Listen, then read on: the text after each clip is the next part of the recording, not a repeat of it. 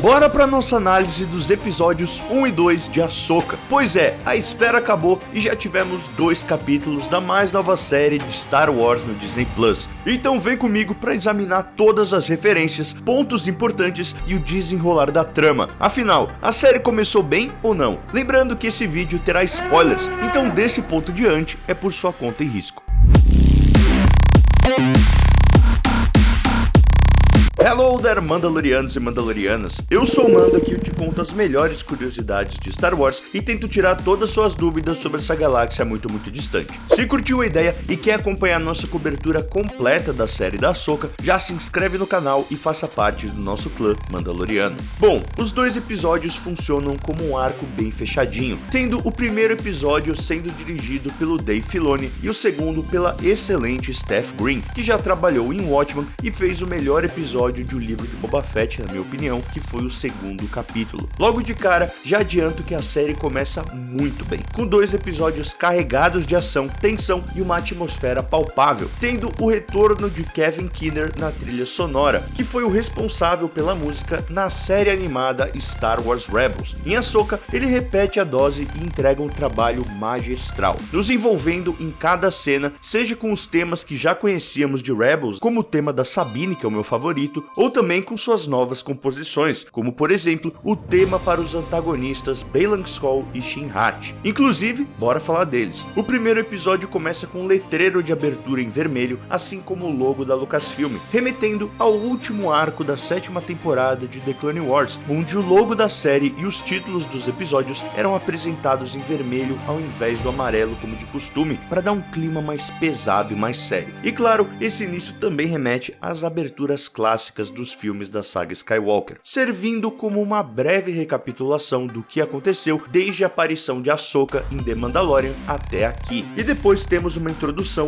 da dupla de antagonistas. Baylan Skoll e Shin Hati são mercenários sensitivos à força, lembrando muito os antigos Ronins, que eram samurais que não seguiam um daimyo, ou seja, não seguiam um mestre. Isso faz com que eles tenham suas próprias motivações e sua própria agenda. Até onde vimos aqui nesses 2 episódios, não fica muito claro onde essa dupla se encaixa dentro do espectro de luz e escuridão da força. Descobrimos que Baylan já fez parte da Ordem Jedi, porém que desapareceu após a Ordem 66, como tantos outros. Já Shin Hati parece ter se unido a ele após tudo isso e opera como sua aprendiz sombria. Ambos personagens têm seus nomes inspirados na mitologia nórdica, onde Hati e Skoll eram 2 lobos, filhos de Fenrir e netos de Loki. Ambos estavam ligados à luz e à escuridão e tinham um papel muito importante no Ragnarok, o apocalipse dessa mitologia. Hati era o lobo que perseguia a lua no céu noturno e Skoll era o lobo que perseguia o sol durante o dia. Isso aconteceria até o momento do Ragnarok, quando ambos engoliriam esses corpos celestes e depois disso Fenrir se libertaria de suas amarras e mataria Odin. Isso tudo vai muito de encontro com o fascínio de Dave Filoni por lobos. Afinal, seu clone favorito é o Comandante Wolf e ele também foi responsável por introduzir os misteriosos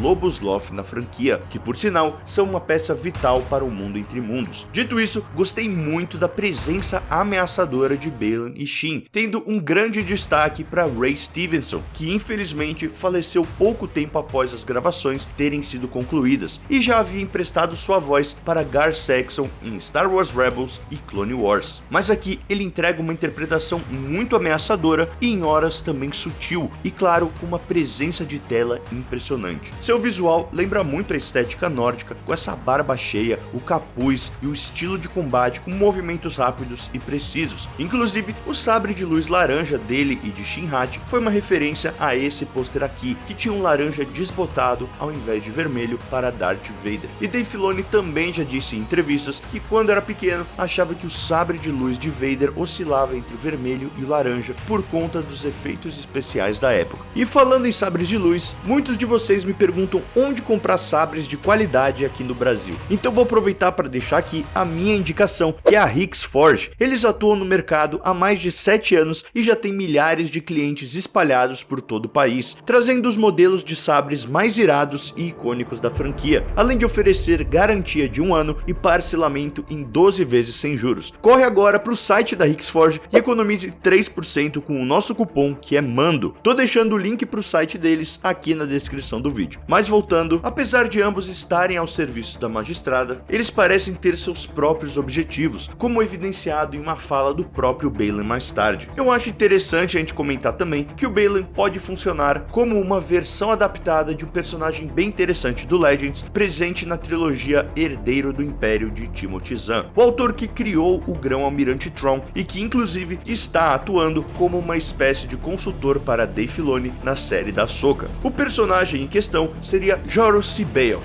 um Jedi sombrio que foi criado por Palpatine e que desempenhou um papel importante durante a campanha de Thrawn, tendo se tornado o guardião do Monte Tentis, uma instalação secreta do Imperador Palpatine para seus experimentos com clonagem. Isso poderia ser uma maneira de tentar explicar a infame frase "de alguma maneira Palpatine retornou", já que as séries de Star Wars vêm desempenhando esse papel de criar uma ponte e preencher a lacuna criativa entre a trilogia clássica e sequel, o que nos leva à magistrada, nossa querida Morgan Elsbeth, que de fato era uma Irmã da Noite, e inclusive eu já entrei em mais detalhes nesse vídeo aqui. Durante os 2 episódios, a gente vê que ela tá tentando pôr as mãos em uma esfera que consegue desbloquear um mapa entre diferentes galáxias, revelando a localização de Ezra e Thrawn, mostrando que aquele local com padrões que pareciam do mundo entre mundo, na verdade eram padrões de navegação. Essa espécie de ponto de navegação fica localizado no planeta de Citus, e eu acredito que possa ser uma rota de migração dos Purgils. Para quem não lembra, os Purgils são baleias espaciais gigantes que têm a habilidade de se locomover no hiperespaço. Vimos eles brevemente em The Mandalorian e com muito mais detalhes em Star Wars Rebels. Inclusive, Ezra e Thrawn desaparecem justamente dessa maneira, o que pode significar que o único jeito de chegar até eles e viajar de uma galáxia para outra seja através dos Purgils. Caso você queira saber mais sobre essas criaturas, eu já entrei em mais detalhes nesse vídeo aqui. Outra evidência que corrobora para tudo isso é o fato de vermos um vulto gigantesco nos céus de Citus, que lembrou muito aquele vulto que vimos em The Mandalorian. Além disso, vemos desenhos de Purgils nesses padrões navegacionais e também nos créditos finais da série. Se lembrarmos dos trailers, também vemos que Ahsoka e Sabine irão precisar fazer alguma coisa relacionada a essas criaturas, o que nos leva ao Olho de Sion. Essa estação espacial é o grande plano de Morgan Elsbeth para chegar até Thrawn, contando com 9 motores de hyperdrive gigantescos. Porém, eu acredito que isso não seja uma nave em si, mas sim algo parecido com aqueles anéis de hyperdrive que vimos em The Clone Wars e Ataque dos Clones, que eram responsáveis por propulsionar naves que não possuíssem um hyperdrive próprio. Devido à sua forma anelar, eu tô achando que o plano é acoplar o Olho de Sion e um Purgil Ultra, que era uma espécie de Purgil muito maior do que os comuns e muito mais poderoso. Vale lembrar que foi exatamente esse tipo de Purgil que saltou com o Star Destroyer de Thrawn, o que dá ainda mais força a essa nossa teoria. Outro detalhe interessante sobre o Olho de Sion é justamente o seu nome, que é uma referência ao lendário Darth Sion, um Lord Sith do Legends de Star Wars que fez parte do triunvirato Sith, junto com Darth Traya e Darth Nihilus. Sion foi responsável por uma descoberta no lado sombrio da força que eventualmente ajudaria o Sith a estender a sua longevidade. Ele percebeu que através de sua raiva, ódio e dor, ele conseguiria prolongar sua vida e evitar a morte. Claro, ele era consumido por sua infinita agonia dia após dia, contando com um corpo completamente destroçado e em estado de decomposição, dando a ele um aspecto de morto-vivo e horrorizando a todos ao seu redor. Ele possuía uma visão de apenas um de seus olhos, o que provavelmente inspirou o nome dessa estação espacial, que por sinal tem uma sala no formato de um olho, que é uma homenagem um tanto quanto mórbida por parte de Morgan Elsbeth. Pô, mas agora que eu percebi, só falei dos vilões, bora falar dos protagonistas da série. Não é segredo pra ninguém que a série da Ahsoka vai funcionar como uma continuação direta de Rebels, só que em live action. E foi exatamente isso que a gente recebeu. A série consegue trazer Rebels à vida de uma maneira perfeita, desde Lothal, que ficou lindíssima com seus campos vastos, prédios gigantes e claro, os lindos e fofinhos gatos Loth, até o retorno de personagens secundários como Ryder Azad e Jai Kell. Acompanhamos o aniversário de 2 anos da libertação de Lothal com uma grande cerimônia para celebrar os heróis da rebelião, funcionando como uma forma de relembrar quem assistiu a animação e atualizar aos que ainda não assistiram. Inclusive, eu vi muita gente que não assistiu a Rebels dizendo que conseguiu acompanhar a série sem problemas e que ficou com vontade oportunidade de começar a animação, o que é um feito em tanto, e eu realmente espero que mais gente conheça e assista Rebels, porque é simplesmente maravilhoso. Em relação aos personagens clássicos da tripulação da Ghost, revimos praticamente todo mundo. Hera e Chopper estão muito legais, e com a Mary Elizabeth Winstead conseguindo trazer aquela presença e confiança que a Hera emana, enquanto Dave Filoni empresta sua voz pro droid mais engraçado da galáxia. Fiquei muito surpreso com o tanto de expressividade que conseguiram atingir com o Chopper e seus bracinhos. Tivemos também a Sabine, que é a minha Mandaloriana favorita e uma das personagens mais incríveis de Star Wars. Eu amei a caracterização dela e fiquei muito aliviado deles terem acertado o tom na mosca desde o começo. A cena de apresentação da personagem é simplesmente perfeita. Aquilo é a Sabine em pessoa, tanto no visual quanto nos trejeitos e principalmente nas atitudes. Ela ali ouvindo um rock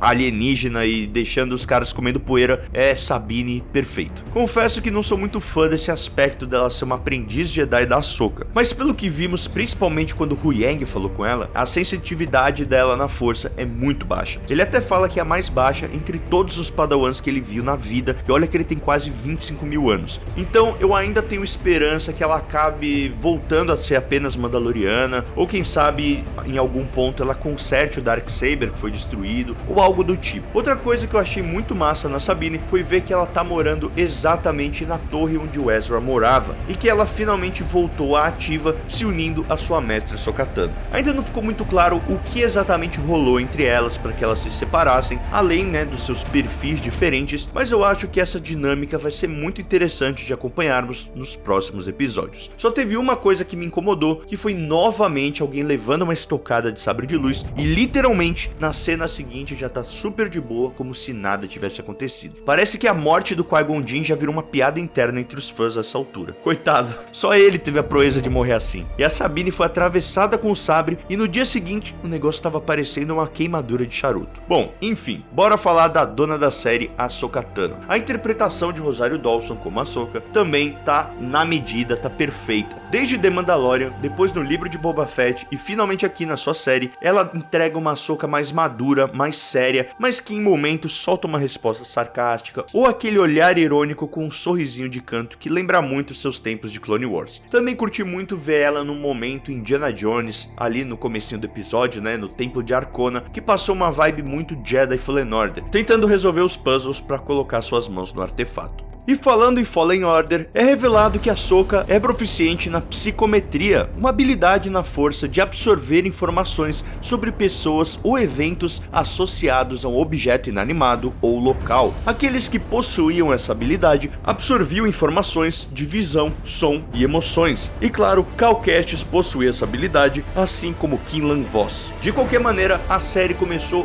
muito bem, conseguindo fazer o dever de casa de recapitular e contextualizar a história, enquanto apresentando os antagonistas e reintroduzindo os protagonistas. Uma tarefa muito difícil, mas executada à perfeição. Ambos diretores foram muito bem e retornarão para dirigir novamente. Dave Filoni retorna para o 5º capítulo, onde muitos especulam que teremos a volta de Anakin Skywalker, principalmente porque foi anunciado que teremos a estreia de um episódio do Disney Gallery intitulado Mestre e Aprendiz, e será lançado logo após o 5º episódio, o que é muito diferente porque geralmente eles soltam esse tipo de conteúdo após a série acabar. Pra quem não se lembra, o Disney Gallery é uma série de bastidores. Então já tá um burburinho formado em cima do 5º capítulo, porque ele é dirigido pelo Filoni, que sempre gosta de trazer personagens, então pode ser o Anakin ou o Tron. E também a Steph Green vai voltar para dirigir o próximo episódio, que é o 3º capítulo. A série da Ahsoka mal começou e ainda tem muitas surpresas pela frente. Como é bom ser fã de Star Wars. E já que o assunto é esse, que tal desbravar a nossa playlist sobre a Ahsoka, ou então descobrir por que o sabre de luz laranja era o pior de todos. Tenho certeza que você vai curtir. Por hoje é isso, te vejo no próximo vídeo e this is the way.